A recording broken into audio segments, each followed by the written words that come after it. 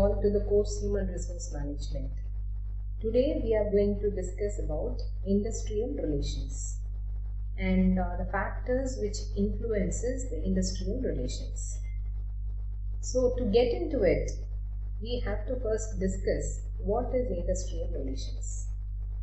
So industrial relations means the relationship between the labor and management, which arises through interactive processes. So that is called as industrial relations. Both labor and management, they always interact with each other on different issues.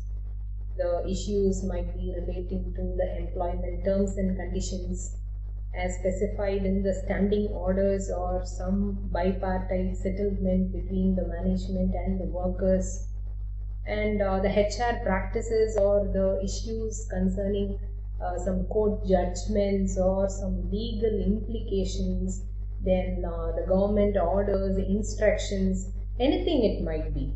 So there will always be some kind of interaction which will always happen between the employees and the management. So this is all about industrial relations. So whatever the issues that are there with the labor has to be solved with the management, and they should have a very proper cordial relationship with the managers or with the workers, and the management has to give much more importance towards preserving this industrial relations, the relations that they have to maintain with the workers. So here we are just going to discuss what are the factors which affects the industrial relations. So here we have so many factors which influences the relations which exist between the workers and the organization or the management. So here we can classify the factors which influences industrial relations into two broad categories. One which is external factors and the other one is internal factors. So first I'll just cover what are the internal factors, and then I'll move on to the external factors. And apart from these internal and external classification, we have also other kinds of factors which we will also discuss in this video. So here first I'll just start with what are the internal factors which affects the industrial relations. So the first internal factors is, the internal factors are the attitude of management to the employees and the trade unions. So that is the first internal factor which affects the industrial relations. So here the first main thing is the attitudes of management to the employees and the trade unions, and attitudes of employees to management. That is also very important, because both parties has to be they should understand each other. So the attitudes of employees to management also matters in preserving or in conducting some activities which involves both the management and as well as the workers. So attitudes of employees to management is another factor, and attitudes of employees to trade unions is also another third important thing which will come under internal factors, because the employees should have some kind of cordial relationship with the trade unions also, so that they can solve their issues and their grievances can be resolved with the help of trade unions, and thereby they can maintain a very good industrial relations. And apart from all these things, we have factors like the inevitability of the differences of opinion between the unions and management. So this also matters a lot in preserving or in affecting the industrial relations. So if they are not properly taking the points or taking the issues to the management, the issue may get overblown, and the issues will not get resolved in that case. So the inevitability of the differences of opinion between unions and management also matters a lot, and the extent to which the management can or want to exercise absolute authority to enforce decisions affecting the interests of the employees. So that is also another important factor. So here this is the another factor which is considered to be internal factor. The extent to which the management can or want to exercise absolute authority. So that also matters a lot, because management, if they are not involving the employees in any of the decision making process, that will not give any kind of the attachment that the employees can feel if they are not involved in the decision making process will be very low, or they will not feel at all. So that will also affect the industrial relations. So here the extent to which they want to exercise the absolute authority matters a lot. And the next one is the present and likely future strength of the unions. So if the trade unions are very powerful, then they can be in a position to better resolve all such disputes and any grievances from the employees, and they can resolve it in a very quick manner if they have very power or very powerful position they hold. So that also matters a lot. So the present and the likely future strength of the trade unions is also considered to be one of the factors which affects the industrial relations. And the next one is the extent to which there is one dominating union or the existence of multiple unions leading to inter-union rivalry. So here, if there are more than one such trade unions which exist for a particular industry, then this may also lead to some form of inter-union rivalry, and this also will definitely affect the industrial relations. And hence, the industry should be associated with only one trade union, and if there are more than one trade unions, this will lead to the problem. So, and the next point is the extent to which effective and agreed procedures for discussing and resolving grievances or handling disputes exist within the company. So here, if they are following a very effective and formal procedure of settling the disputes which are arising from the employees, then they can maintain their employee relationship very well, and thereby they can also ensure that the proper industrial relations are maintained in the organization. So if they are not following any such procedure to solve this kind of disputes, then it will also affect the industrial relations. So here the procedures to solve the grievances or any disputes should be in a formal way, and it should be an effective procedure and agreed procedure too. And the next one is the effectiveness of managers and supervisors in dealing with the problems and disputes related to industrial relations. So here the managers or any person who is associated with resolving such disputes and grievance handling procedures, they should be in a position to better resolve by applying his mind and applying his expertise knowledge, and he should be in a position to resolve it very quickly, and as well as it should not affect both the interest of the organization and as well as the interest of the labor. So in that way, the laborers and the managers and the supervisors should be very effective. And the next point is the prosperity of the company. So here this also is considered to be one of the important factor. We can say for example Bell, and we can take any other industrial establishments. So the prosperity of the company is also matters a lot. If it is a very small company which doesn't have like a very good name or some kind of brand name, and it is not a very well established company, then at the startup stage there will be much more disputes, and the prosperity of the company, this is another factor which affects, which carries the financial part.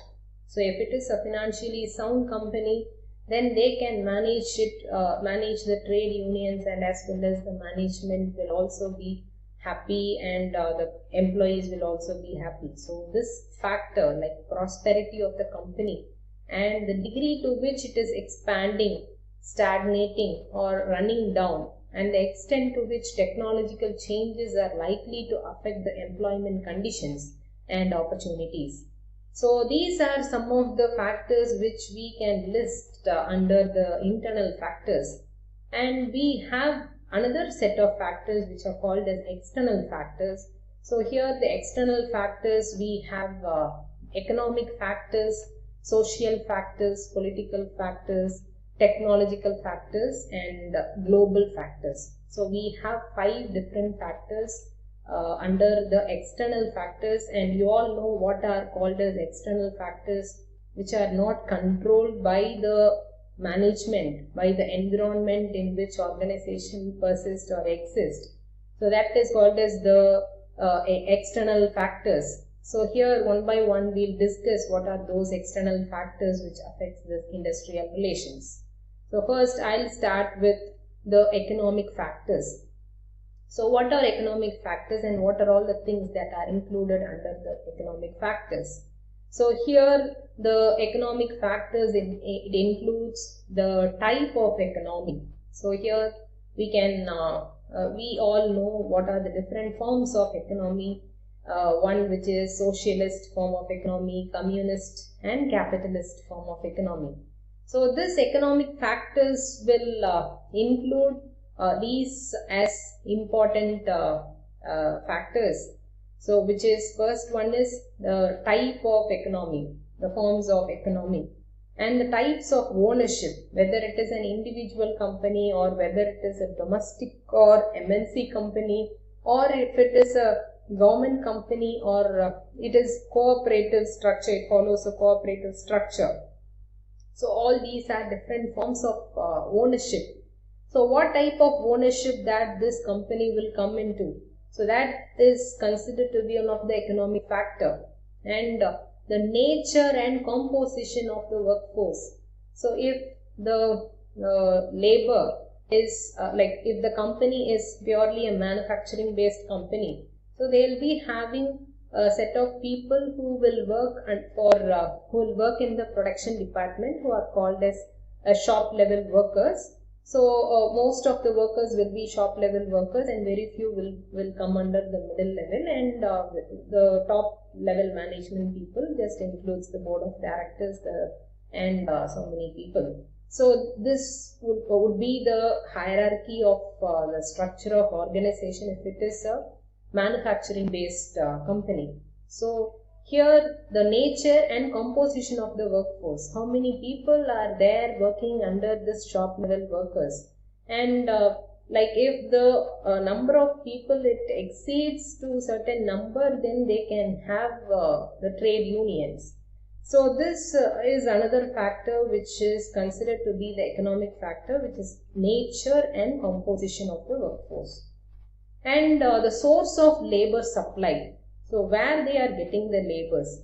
So are they getting from any other agencies? So are they fully full time workers, or the part-time workers, or the contracted workers, where they are coming? So all these things, the source of labor supply, and the labor market relative status.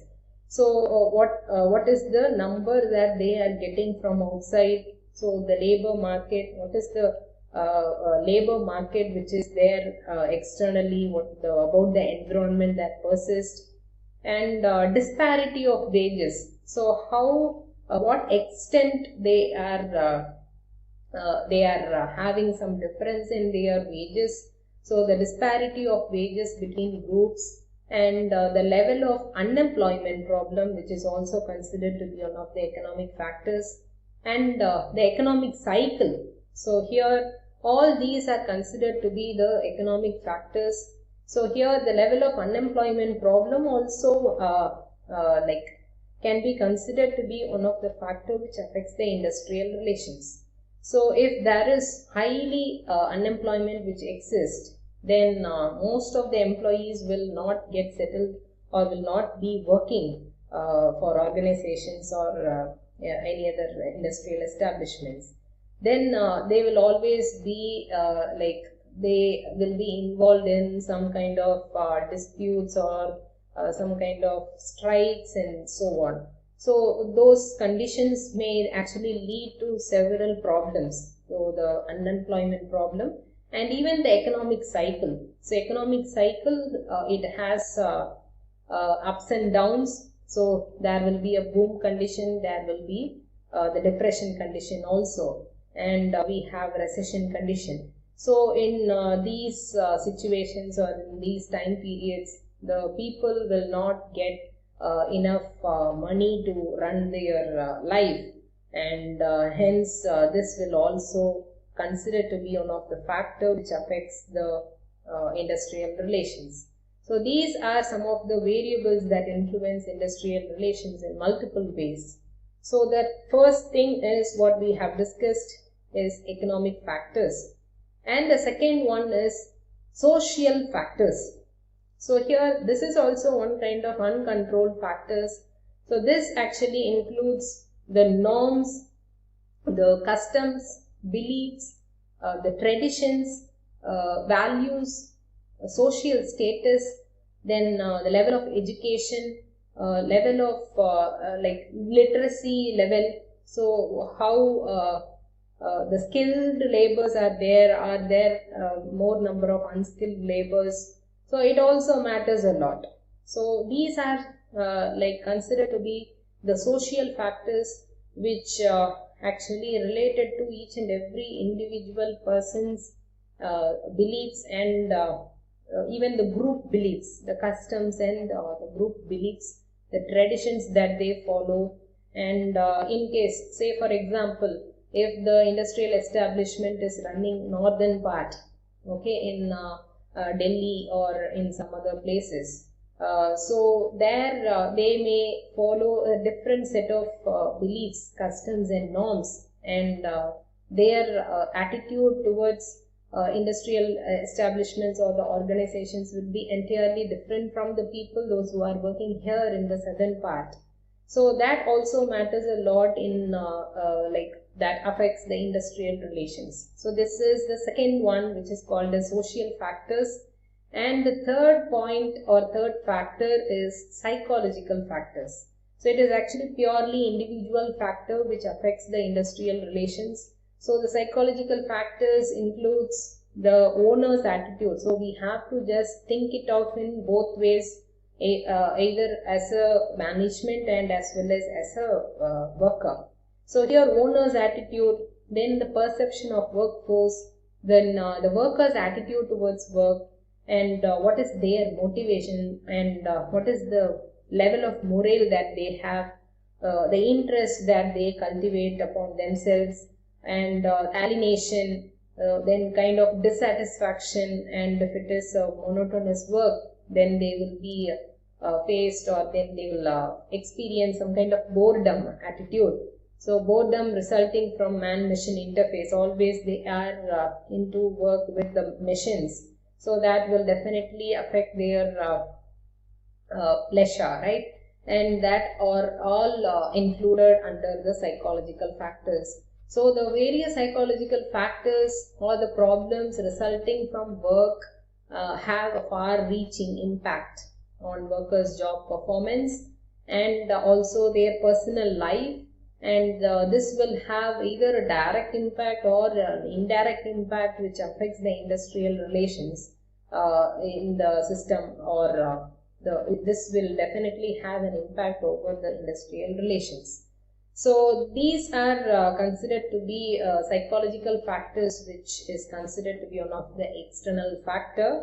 And then is political factors. So here the factors may include the labor policy of the government. So what is the labor policy that the central government or state government is following, and the ideology of the ruling party. So if they have very much very much mind, or if they show very much desire to uplift the industrial establishments. They'll be setting up with the MSME sector, and so they'll be allocating several funds to boost up the performance of the MSME sector and things like that. So the ideology of the ruling party also matter a lot, and this will actually come under the political factors. And also the labor legislation. So what is the rules that we are actually following with regard to the labor legislations?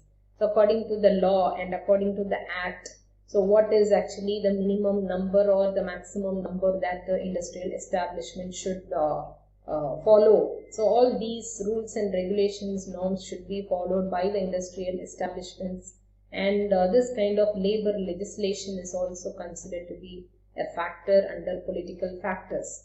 And also the labor administration. So that is another factor which is coming with the labor legislation. And the political stability in the country. So here, if the country is doesn't have the political stability, then it will always suffer, and this will that country will always have some problems related to the laws that they have to follow, and so what is the ideology that we have to change according to the nature and according to the changing nature of the environment. So all these things will definitely affect the industrial relations, which are considered to be the political factors. And the last one is role and attitude of opposition parties.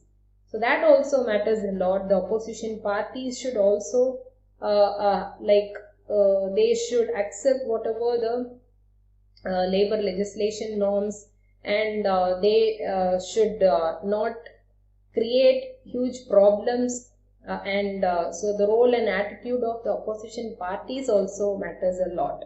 So all these are considered to be the political factors. And the next factor is the technological factors.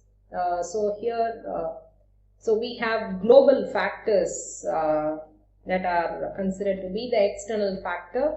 So here the global factors are like the just a second. So here the factors, the various issues included in this global factors are the international relations. So if the company is actually having much number of branches internationally, it is spread, then they have to consider this as a very important factor which affects the industrial relations. So here the international relations and the global conflicts. So here the global conflicts may also occur. So if the two countries have a very good relationship, then the establishments will enjoy. And if they doesn't have a very good relations with other countries, it suffers a lot. So the global conflicts and the dominant economic political ideologies and the global cultural factors, so and also the economic and trading policies. So if the company or if the country is having entirely unfavorable trading policies, then this will definitely affect the the nation that is owning the company or that owning the organization. So the economic and trading policies and also the international trade agreements and relations, then international labor agreements, which is actually the ILO will take all that international labor organization. So that is actually responsible for protecting the international labor agreements and things like that. So all these will be coming under global factors. So here the company, if it is having more than if it is having in other countries their presence, then they have to face or they have to give importance to all these factors in meeting the industrial relations. So these are some of the external factors that industrial relations will be affected due to these factors. So apart from these internal and external factors, we also have other factors. So I'll just explain what are the other factors. So the first one is institutional factors. So here under institutional factors, the items like the state level policies and the labor laws which are pertaining to that particular state, and voluntary codes, then collective bargaining agreements, labor union, and employers organization or federations, so any association that the employer is associated with. So all these are considered to be the institutional factors. So this is actually one of the important factors which affects the industrial relations. So here first one is institutional factors which actually associate with the factors that organization is having, okay, like the state level policy, because the establishment is working in a particular state, so it has to abide with the state policy, and the labor laws associated with that particular state, and in particular that organizations collective bargaining agreements. So whatever they have entered into, what is the collective bargaining agreements that that particular organization is has in connection with other organizations. Then the labor unions that the particular company have. Then the employers organization and federations. So these are the institutional factors. And the next level is technological factors. So here under technological factors, the items like the type of technology used, and the rate of technological change in that particular sector, and the R&D activities that are conducted by that particular organization, and ability to cope with emerging trends, etc. So these factors considerably influence the pattern of industrial relations, and because they have direct influence on employment status, the wage level, collective bargaining process in an organization. So the technological factors, so these are some of the technological factors. And the next level of factor is enterprise related factors. So here the enterprise related factors includes the style of management. So whether it is a bureaucratic form of management style that is followed in that particular organization, or it is a modern organization which follows like a contemporary form of organization structure. So what is the style of management that is actually used, and its philosophy, what is the philosophy of that particular organization, and what is the value system, and what is the organizational climate, the organizational health, the extent of competition in that particular industry, and the adaptability to change, and various human resource management policies. So all these are considered to be the enterprise related factors. So here, so these are the enterprise related factors. And the next level of factor is socio-ethical and cultural factors. So here the socio-ethical and cultural factors, this actually includes like a kind of positive thoughts, the beliefs that the employees should have, and a kind of a collaborative approach by both the organization and as well as the workers, and willingness to help. This is an important aspect that organizations should have. Willingness to help, desire for accepting risk and responsibilities to function in a joint venture, and so if all these are some of the socio-ethical and cultural factors. So here all these factors influence interaction between the labor and the management in a positive way. So here in such a situation, human relations will be cordial, and the industrial relations will be better. So here socio-ethical and cultural factors, this includes all the factors which are going to like help for better human relations. Thereby we can also maintain industrial relations in a better way. And the next one is technological advancement. So in case of this technological advancement, if it is increased, then the quality of the product is improved, and thereby we can actually reduce the defective product, and thereby we can able to minimize the cost of reduction or production, and we can also see a massive growth in the productivity. So all this, what the immediate impact is, it will definitely have an impact towards the increase in the wages of the workers, and immediately they'll all be happy, and the contented workers and the happy workers, they will work much more willingly to keep the organization or to keep the production activities running, and than to disturb the system, and for this they should have good relations with their boss. So this advancement in technology influences the industrial relations pattern of the industry. So this is technological advancement, and the next point is market conditions. So here the market conditions, the product market plays an important role, and in order to run the productions activities, they should have a better market condition, because only then they can able to get their raw materials without any shortage or without any delay. So they can go with the production process without any without any disturbance. So this market conditions, if it is uncomfortable, then the production will be affected, the workers' earnings will be reduced, and thereby they will get discontented, and they will be an unhappy workforce, and under such conditions the labor management relation is actually disturbed. Okay, and if the conditions reversed, and when the market conditions improve, they can able to regain the labor management relationships. So market conditions also matters a lot.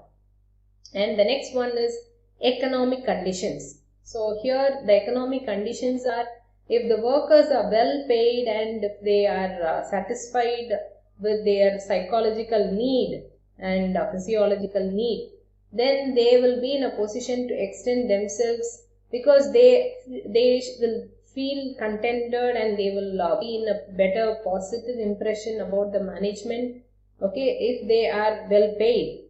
And in such condition or in such situation, the workers they manifest the effective behavioral activities, and establish better relations with the boss through contemporary through some good transactions, and hence economic health of the workforce influence the pattern of industrial relations.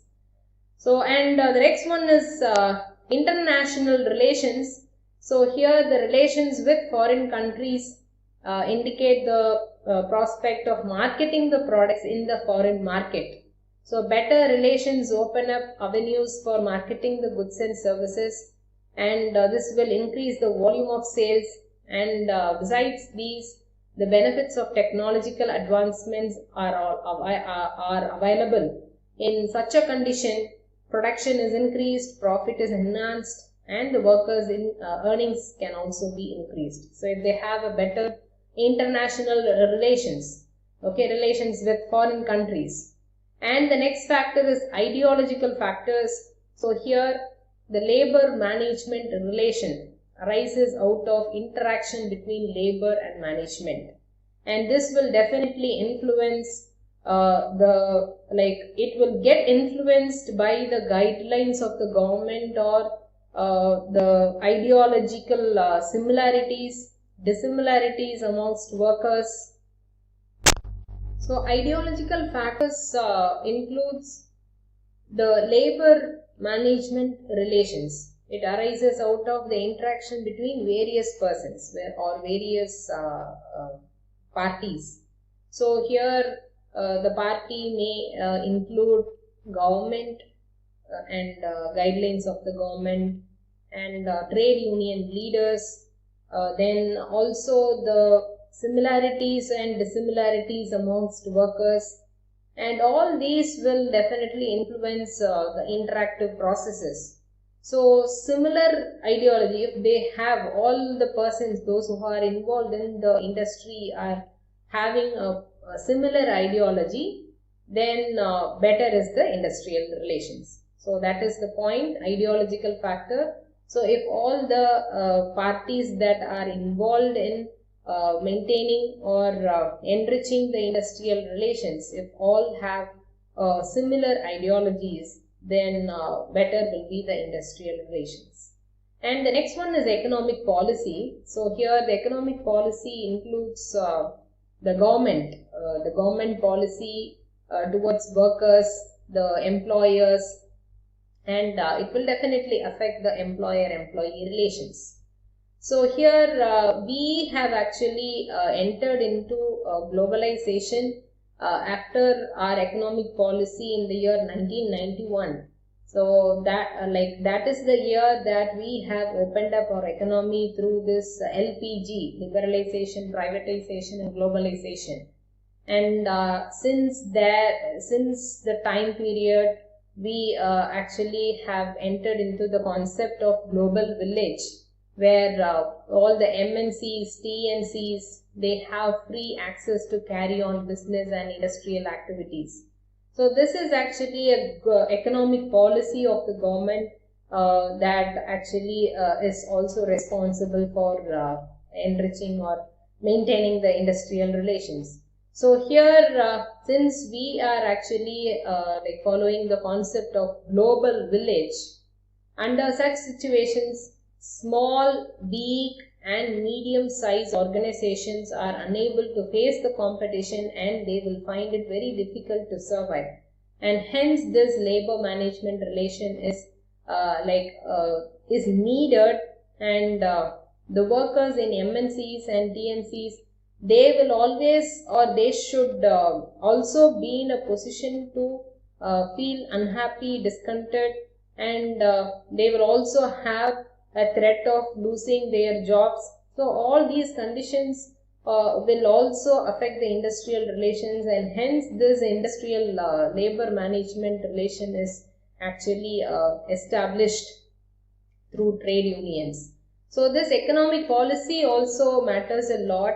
And the next point is political parties. So here the political parties influence the government to formulate labor policies, to enact laws, to issue the instructions and orders to industrial organization on different aspects. So they also dominate the trade union people, and they will actually manifest the activities in the way they desire.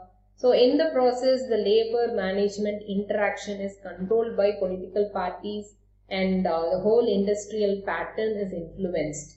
So this is also another important factor, which is called as the political parties influence as one of the factor. And the last one is conditions for congenial industrial relations. So here sound industrial relations are essential to achieve the industrial goals, the term goals, and organizational goals. So if there is absence of congenial labor management relations, and it creates a kind of disharmony. So if it is not if we are not having congenial industrial relations, then that will create an atmosphere of disharmony, and labor will be unrest. So there will be conflicts, so disturbance in the production facilities or activities, piling up of the workers' grievances, and higher rate of labor absenteeism, and thereby we'll see fall in productivity and profit. So this situation tends towards virtual collapse of all the functional activities of the organization, and hence this congenial and good industrial relations is a must for survival, growth, development of the people, and as well as the organization. So these are some of the factors which affects the industrial relations, and we'll now discuss what are the factors that are necessary to promote this congenial industrial relations. So here these are some of the factors that we are going to discuss in this video.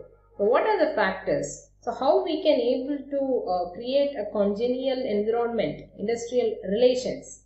So the first aspect is management attitudes.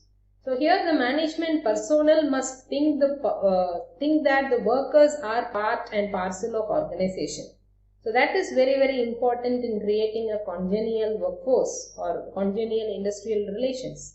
And the second one is organization culture. So that is another important point. So organizations should have a very good culture to generate and develop enabling and proacting capability of the people at work, so that the number of disputes becomes less and the disputes or grievances can be mutually settled at the shortest possible time. So the organization culture matters. And the third one is management philosophy, approaches and the style of functioning. Sound industrial relations are established when top management personnel are liberal and they are participative, facilitative, enlightened and concerned for more people and work. So they should practice both theory X and theory Y at the time of necessities. So their philosophy and their style of functioning, approaches, or everything is responsible for the growth and development of the people and as well as the organization. So the management philosophy, approaches and the style of functioning is also matters a lot.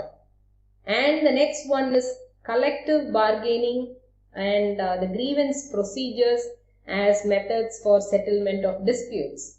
So here congenial industrial relations is possible only if the management people accept and encourage the collective bargaining process and grievance procedure as methods for settlement of disputes, and do not force or compel the workers for the adjudication of the issues. So in such organization, it occurs that practice is already in vogue to dispose of grievances or issues through mutual discussions and negotiations. So in some organizations, they will have their own method to resolve the disputes among people, and they will conduct regular structured meetings with the union representatives at various levels to discuss and sort out the issues bilaterally, and all these like the collective bargaining and grievance procedures. So both are very, very important, and if an organization has a very good structured way of resolving disputes, then they can develop a congenial industrial relations. And the next one is collaborative and cooperative organizational climate. So here existence of collaborative and cooperative climate, it helps to develop human relations. So under such conditions, both management and as well as the workers, they come close together and they establish mutual understanding, and they will develop a mutual trust and a mutual faith. So in an organization where conducive environment or climate exists for establishment of mutual relationships, it is possible to develop better industrial relations. And the next one is existence of educated, conscious and positive trade union. So here existence of educated, conscious and positive trade union, it helps the organization to increase production, to improve the quality and to reduce the labor turnover, and through working, making the workers aware of their rights, their what is their duties, what are their responsibilities, and what are their roles as individuals and as members of the team and as members of organization. So they have to educate the workers and clear what are the role that they have to perform as an individual, as a worker, as a member of the organization and everything. So here the educated, conscious and the positive leaders, they show a convincing and compromising activities in the collective bargaining process or negotiations, and they will develop a very good impression that they are responsible for the growth of the organization. And if they do not resort, if they could not able to contribute. So if the organization is having a very good educated and conscious and positive leaders belonging to the trade unions, then they can very quickly develop a congenial industrial relations. And the next one is initiative by top management. So here for everything they need organization support. So the top management should be in a position to take initiatives or expresses the encouraging activities for the introduction and the implementation of the workers' welfare and the benefit schemes. And so this actually stimulates the workers to develop positive mindset and the impression about top management and the organization as well. So this situation helps to nurture a comfortable climate to establish sound industrial relations. And the next one is attitudinal or job satisfaction survey. So here, if organization develops a kind of practice or it creates a system to study employees' needs, satisfaction and morale, the expectations or demands in a planned and continuous manner through the attitudinal and job satisfaction survey, and takes appropriate measures to satisfy their needs, then the workers feel involved, contented, committed and intended to reciprocate. So in such condition, the workers develop a sense of we feeling and togetherness. So they will think that they belong to a family. So being in the family, so which facilitate a congenial climate for the improvement of industrial relations. And the next one is fair and rational management. So if the management is fair, rational and gives honor to implement court order, government directions, orders or any orders, guidelines, regulations or bipartite settlements, then tribunal awards, agreements, a climate of mutual trust, confidence and faith. So all these will be the prerequisites for a sound industrial relations. So if the company or if the organization has a fair and rational management in terms of all these things, then they can promote a congenial industrial relations. And the next point is positive and stimulating HR policies, procedures and practices. So if positive and stimulating policies, procedures are formulated and practiced in organization in the area of wage and salary administration, human resource planning, recruitment, selection, promotion, reward management, training, career planning and development, and performance appraisal, potential appraisal, counseling, organizing for quality circles, then workers involvement, TQM. TQM is total quality management, quality of work life, which is QWL, welfare, then social security measures, discipline management, workers participation. So we can list whatever things that organization should have as HR policies.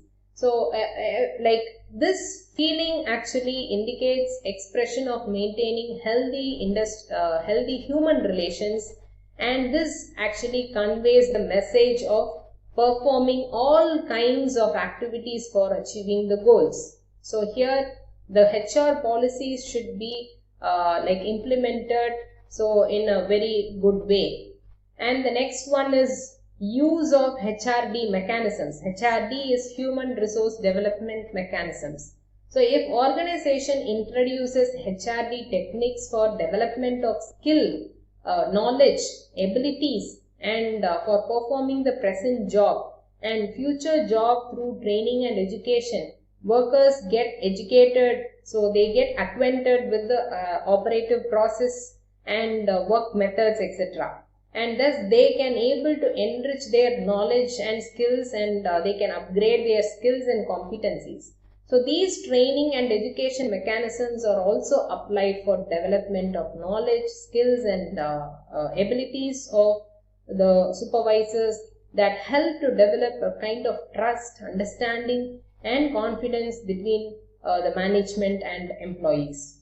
So these are some of the methods that they can, like the organizations can use to promote or to increment the industrial relations, to increase the industrial relations.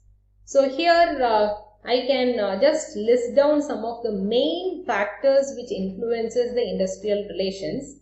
So some of the factors might get repeat, so these are some of the main factors which affects the industrial relations. So here the first one is industrial relations policy of the organization. So that is the first important factor. And administration of wages, working conditions, trade union and its policy, the approach, attitude, the leadership and relation with the political party and everything. So everything related to the trade union, recruitment policy of the organization, transfer and promotion policy, then the system of demotion, suspension, discharge, retrenchment and retirement, provision of grievances redressal, then employers, associations and their policies, conduct of supervisors, workers' climate, individual approach, their level of education and economic position, conduct and approach of workers towards management, conduct and approach of workers towards trade union, and the conduct and approach of workers towards fellow workers, and the conduct and approach of management towards workers, labor legislation, administration and enforcement of labor laws in the country, and finally the labor policy of the government. So these are some of the main factors which influences the industrial relations. Thank you.